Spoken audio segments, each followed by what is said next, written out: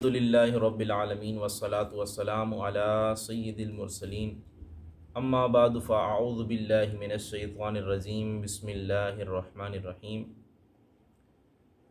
پیارے نبی کریم رؤوف الرحیم صلی اللہ تعالیٰ علیہ وآلہ وسلم نے ارشاد فرمایا، الا اخبرکم باکبر الکبائر، کیا میں تمہیں کبیرہ گناہوں کے بارے میں خبر نہ دوں؟ قالوا بلا یا رسول اللہ صلی اللہ تعالیٰ علیہ وآلہ وسلم، صحابہ کرام نے عرض کی، یا رسول اللہ کیوں نہیں، ہمیں بتائیں کہ کون سے کبیرہ گناہ ہیں۔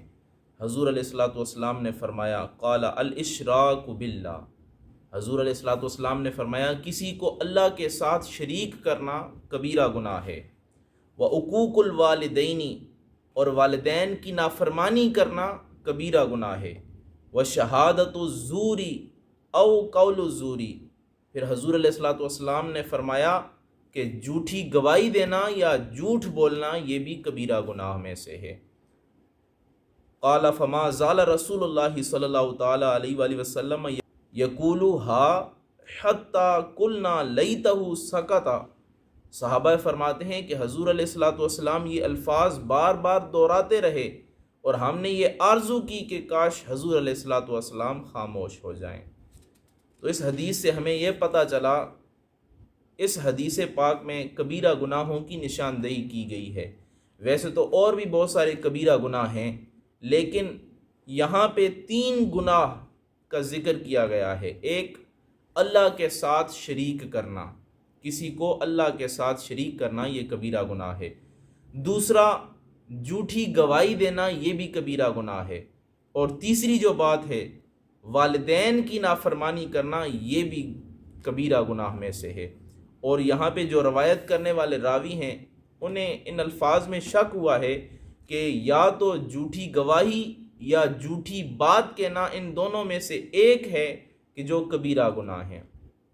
اب یہاں پہ ایک بات آپ یاد رکھیں، خلاف واقع اور ظلم پر مبنی بات کو جھوٹ کہا جاتا ہے، اسی طرح خلاف واقع اور عدم انصاف پر مبنی گواہی کو جھوٹی گواہی کہا جاتا ہے۔ اب جھوٹی گواہی کی مذمت جو حدیث میں آئی ہے کہ یہ اتنا بڑا جرم ہے کہ جتنا بڑا جرم ایک آدمی کسی کو اللہ کے ساتھ شریک کرتا ہے، یہ جھوٹی گواہی دینا بھی اتنا ہی بڑا گناہ ہے۔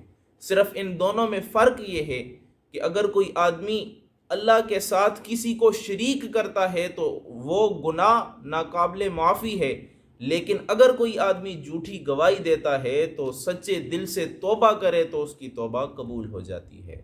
تو ہمیں بھی چاہیے ان بڑے گناہوں سے ہمیشہ بچتے رہیں اور کوشش کریں جو ہمارے عزیز و اقارب ہیں، جو رشتہ دار ہیں، جو دوست ہیں، ان کو بھی یہ حدیث پاک سنائیں کہ حضور علیہ الصلوۃ والسلام نے فرمایا 3 بڑے گناہ جسے تمہیں بچنا ضروری ہے۔ پہلا گناہ اللہ کے ساتھ کسی کو شریک نہ کرنا، اور دوسرا گناہ اپنے والدین کی نافرمانی نہ کرنا، اور تیسرا گناہ کبھی جھوٹی گواہی نہ دینا۔ یا راوی فرماتے ہیں کہ یا جھوٹی گواہی نہ دینا یا جھوٹی گفتگو نہ کرنا، یعنی جھوٹ نہ بولنا، یہ چیزیں ہیں جو کبیرہ گناہوں میں سے ہیں۔